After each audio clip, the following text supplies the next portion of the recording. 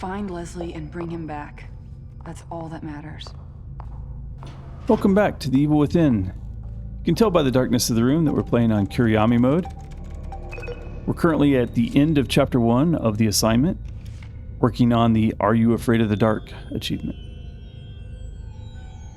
Please guide subject construct facial, hand, and neural profile. I don't think anyone's gonna help me out with this. We backed up a little bit for the start of this episode because we wanted to make sure that you were in sync with Kidman. As she came off the elevator there, you heard her say that finding Leslie is all that matters.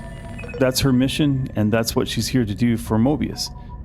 Facial profile constructed. Matches deactivated account Julie Kidman. Reinstating profile. Her rational mind is convinced that that's her mission, that's what she's going to do, that's what she's here to do. She has no particular rational problem with that. But as we were talking in the last couple episodes, going into STEM, when your conscious mind, when you become unconscious and your subconscious is working, that's roughly equivalent to running on instincts. And we know that Kidman has very highly honed instincts from her time as she was a runaway from age 14. We saw that in a note. Well, I guess we didn't see an actual age, but we'll figure that out. It's from about age 14 that she's been a runaway and she was living on the streets, that she was a petty criminal. A life like that leads to honing your instincts for being able to read those around you. Here's the cutscene that we cut away from last time.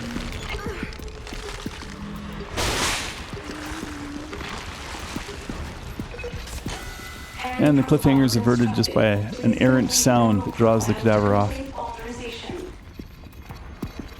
But her honing her instincts, her subconscious is good at reading subliminal cues, reading the room, understanding what's going on, probably before her rational mind ever does.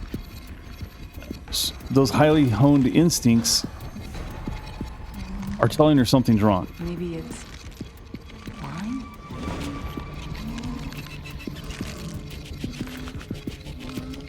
They're telling her by showing her that her Mobius credentials, she's here on a Mobius mission. She's doing her very best to try to find Leslie.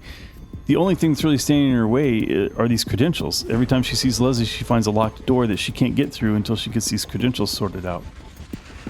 And by that's her subconscious saying there's something at odds between her and her mission and herself, what she would do, what she thinks is right. She hasn't fully come to the conclusion yet that something's really wrong, but her subconscious is working very hard to keep her on her toes.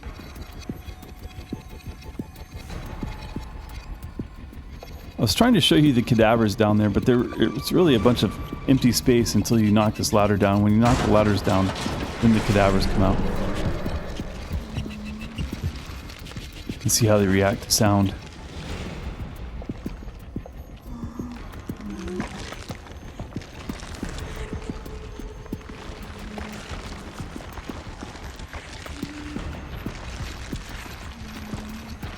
This is the first time she's encountered these creatures. She just found out that she thinks they're blind because she shined a flashlight right at them. Now, if you've been paying attention in the game, you find that the flashlight, we're in stealth mode, but we shine the light even at shade and at haunted. They don't react to the light. They only react to sound. The haunted will react to seeing you, like if you get in the direct line of sight of them. They'll react to seeing you. The cadavers don't react to that, but nobody seems to react to your light, which, you know, if you've played a lot of stealth games in the past, that's a kind of an unusual situation. Normally, if you shine a light at somebody, they'll look to where the light's coming from. You know, you may blind them with the light, but they'll look where the light's coming from. And nothing in this game does. They don't seem to react to the light at all.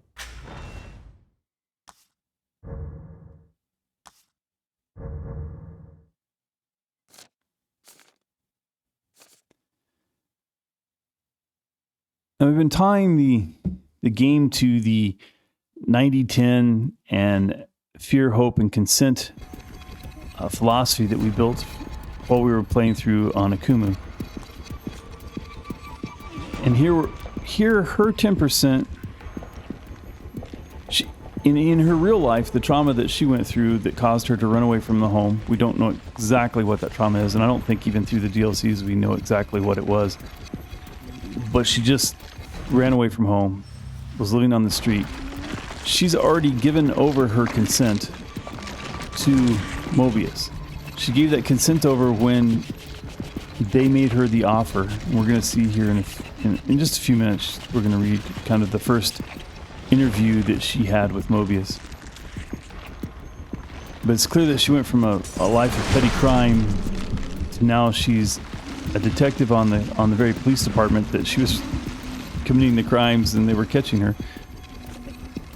That doesn't happen by accident, and she consented to somebody saving her from that life of crime. That consent is what's her brain, her subconscious, her instincts are telling her, you've given over control to something you shouldn't have.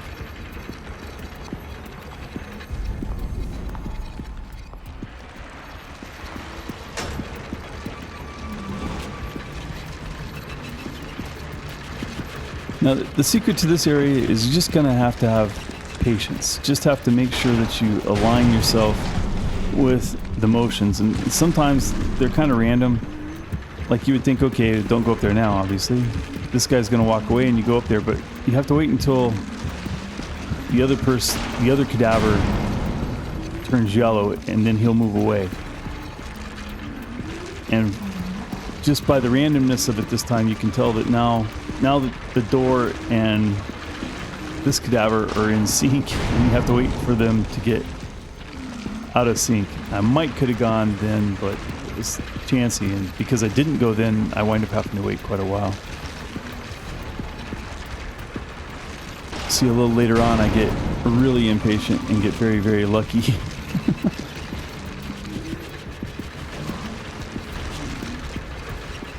So we talked about Kidman as she knew that there was a good chance that she was going to wind up in STEM when she went to Beacon Mental Hospital. She was told beforehand that something was going to happen. There was a chance that Dr. Jimenez would turn on a system and she would wind up pulled in. And if that happened, that it would be strange. The world would be very strange, but it'd be very dangerous. But she wouldn't be there alone. She'd be there with her KCPD partners, Sebastian and Joseph. And when that was first mentioned, it was mentioned almost as a comforting thing. You won't be there alone. You won't be all by yourself. But then it was immediately followed up with they're expendable. And it was just kind of left there. Now, just before she got off the elevator to start this video, the administrator told her, if they get in the way, you know what to do. And that has kicked her subconscious off, her natural instincts, her ability to read people and say, that's no longer sounding like expendable, that's sounding disposable. Like, how are they going to get in her way exactly? You know, and what would that entail? She knows exactly what it means. It means that she would have to kill them. That's not going to be sitting well with her subconscious, that she would be that kind of person that would betray her partners. But you saw at the beginning of the episode, now here's where I make a huge mistake, but get really very lucky. I got on the other side of that door so that when the cadaver explodes, I'm safe. But now the other cadaver is sitting there at the door waiting to come in here. And I run by him, but I duck down and get underneath that door just as it slams shut. I got lucky again. I was on the right side of the door both times. Don't try that. Don't try this at home. Don't do it that way.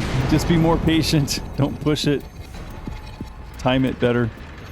It's not that hard. It just takes a little time and patience. The chance of that working is about 0. I'm kind of glad it got caught on tape, though.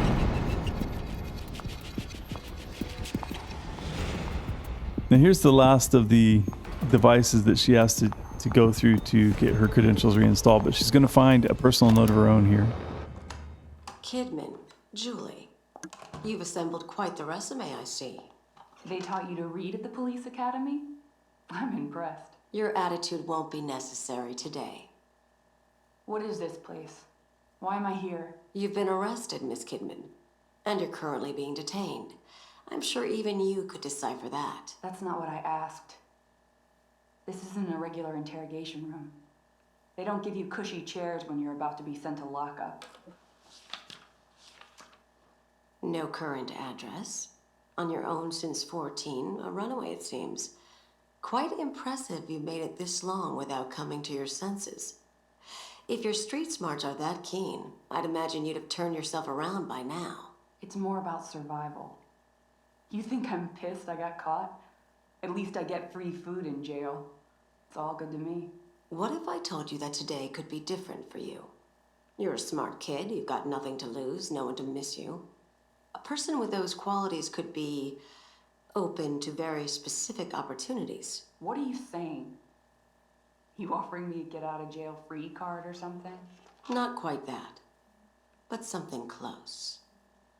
I'm listening. Now the key is there, and Mobius wanted her for exactly what we were talking about. Mobius wanted her for her instincts, for her subconscious, if you will, her ability to read a room and read people. Neural profile constructed. Profile matches terminated agent Julie Kidman. Termination reason, insubordination. Profile reinstated, but data sent to Central Mobius for analysis. Insubordination? That doesn't make any sense. Whatever. I should be able to open those doors now.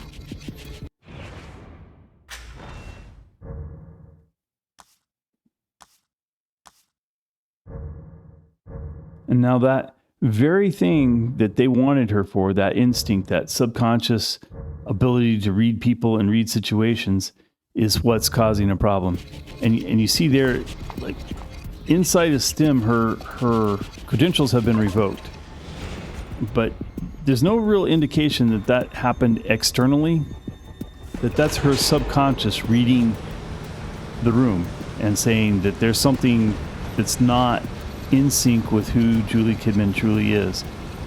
And she would not be happy with Mobius, that she would be insubordinate. She doesn't want to give her consent up. Her subconscious is fighting back.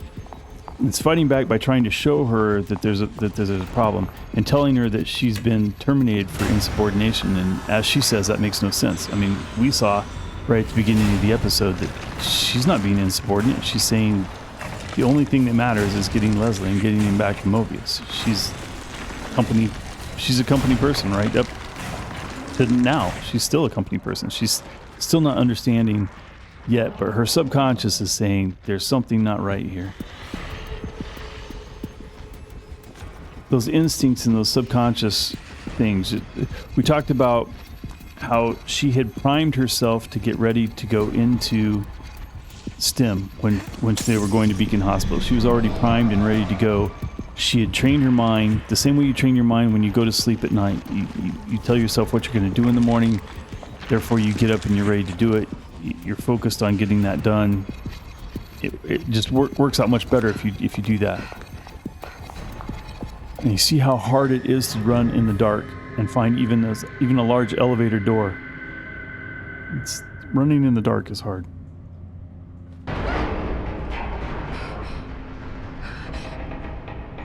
But the other things that you take with you when you go to bed at night and you go to sleep and you start to dream, you bring your emotions and the baggage that came with you from the day, the things that went wrong, the things that went right, and they often influence your dreams. And that's the case inside STEM too, apparently, because here it is, her subliminal, her subconscious emotions, her instinct, everything that wasn't sitting well with her when she came into STEM is manifesting itself here.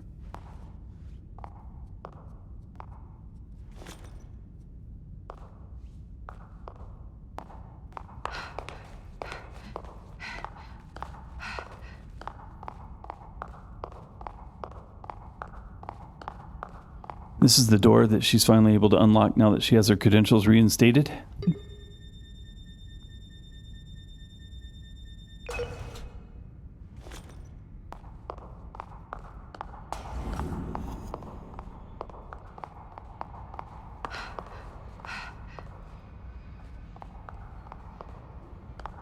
Now the safe that she's going to find here is one of the harder ones. I don't know how to describe it, but you have to go find the pattern somewhere in the environment that will give you the combination to that lock.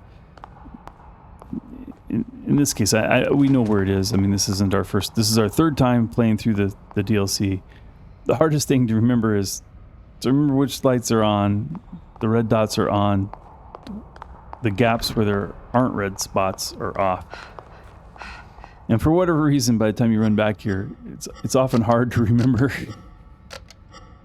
It seems so clear in my mind right up until the point where I start pushing buttons, and then I'm like, oh, But luckily, the mental picture finally came through, and ta-da, save's open. Okay.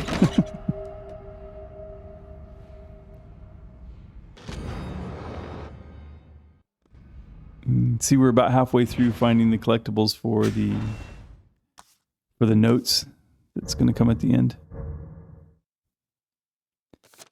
You can put these pieces together. They don't have to be real precise. You get a chance at the end to kind of shuffle them around if it doesn't just pop for you. Sometimes it just pops for me. Sometimes, most of the time, I have to shuffle them around. It's pretty forgiving. It's not like, I forget what game we played, but there was a game that we played where like you had to be pixel perfect on lining up the ripped edges to get it to pop.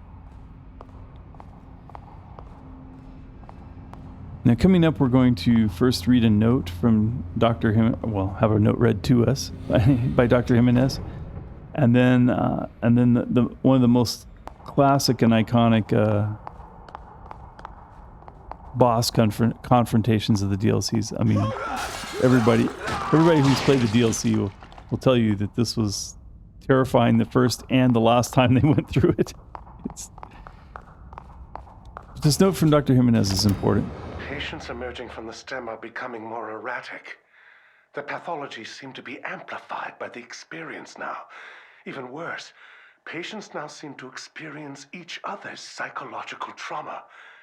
It's as if the user's deepest fears linger within the encephalon of the system, even after the session is over. The most concerning thing are their most recent statements. Every single patient claims to see a hooded figure slowly approaching them. Could it be him? His consciousness existing as a ghost in the system. My curiosity has never been piqued like this. I want to know. I want to see what they see. But it's too risky. For now. Now, kind of a technical note, that was labeled number 229. The very first note that we saw back in episode 1 was number 231. So this note comes chronologically just before that one. This is the one where he's saying everybody's dying or everybody's coming out in trauma when they're connected to the system. The previous note that we saw that is actually the next note, like number 231. So two notes later. You don't get each one, so it's probably there's not one in between the two of them. But number 231 was saying Mobius wants to stop using mental patients and start using stable minds. And so that ties into the lore that we were expressing in the main game, where Leslie was being subjugated to STEM and placed in STEM after Ruvik was there but there hadn't been any stable minds in there previously. So the first stable minds seemed to be Dr. Jimenez, Kidman, Sebastian, and Joseph, and Officer Conley, as well as everybody else that was anywhere near the Beacon Mental Hospital when Jimenez turned it on. Restoration at 20%. Now you notice where I stood for the beginning of this battle. Well, where I crouched for the beginning of this. It's not really a battle. It's more of a avoidance.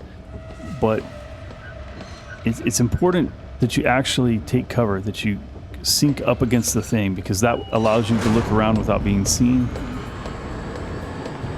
And it's important that you stay crouched. Now, in general, I recommend trying to follow her. She doesn't turn directly around. She will sometimes turn around. She'll get to a corner and pick which way she's going to go. But she doesn't, if she's walking in a direction, she doesn't usually turn back around. You saw I actually got seen there. As soon as you get seen, Kidman will stand up. You can't crouch and you can't run. You kind of do that shuffle, that slower shuffle, and that's when you're in the most danger. I mean, obviously that's when you're seen, right? So, but what you need to do in those cases is try to get to a corner as quickly as you can. Hold on to the crouch button or the run button or both. It's sort of a toss-up as to which is better, and it's sort of situational as to whether or not you want to run as soon as you can or whether you want to crouch as soon as you can. You have to get back to being crouched to be hidden from her. If you stay standing up, she will continue to follow you. But crouching right in front of her is no good either. Now you can't go directly to the elevator when it says it's done. You have to wait for the elevator to get down. And that's why we were hanging there, even though we got seen again just before we got in there. But Keeping our facilities clean. we were hanging there because as soon as it was available, you want to sprint to because it. of your support. So, it's another classic case of the evil within. People watch that, and you see me get through it, and it doesn't look like it's all that hard. It doesn't look like it did anything special. In fact, I got seen a couple of times. But when you go to do it, you're gonna die. It's okay. I died too. We all die. It's until a person has done it multiple times, they're not likely to be able to get through it. The first time you encounter it, even if you watch someone else play it, it's still going to be terrifying, and you're still going to screw it up, and you're still going to die. That's what causes people's real frustration with the game. Is they watch YouTube, they see people get through it, it doesn't look that hard, and then they can't get through it, and then that feeling of failure when you've watched someone else do it easily is hard. But trust me, you're only watching us get through it. We're only showing you the time we got through it. We're not showing you the other times that we died. The story doesn't work well if you have to watch me actually die a bunch of times. But I'm not trying to cover it up. I'm just saying that the difficulty is hidden, but it's real. Now this is the end of chapter 1. This cutscene, you're going to see Ruvik is actually going to find Kidman. He will have all of her use as a flashlight, reading those notes and opening doors has led to this moment. Detectives! This is midway through chapter 5 of the main game. Sebastian and Joseph see Kidman trapped in that box with water Mobius. filling up. So they sent you to take the boy back. And you trust him. Don't kid yourself. You're just as expendable as your partners are. As I was. After all I did for them. We'll see how loyal you are when you know the truth. Now notice he must have plans for her because he's using her. Are you all right? From her perspective, he's the one that got her out of the trap, not Joseph and Sebastian. We all know that they're going to fall through, and we know what's going to happen in chapter 5. But that's going to start chapter 2 next week for us in the next episode. Do you wish to remain in the dark about information that will undoubtedly disturb you? Hold that in your mind for the next episode. Wish to stay in the dark. And the information that will undoubtedly disturb you. Thanks for watching. I hope you enjoyed it. We'll see you next time.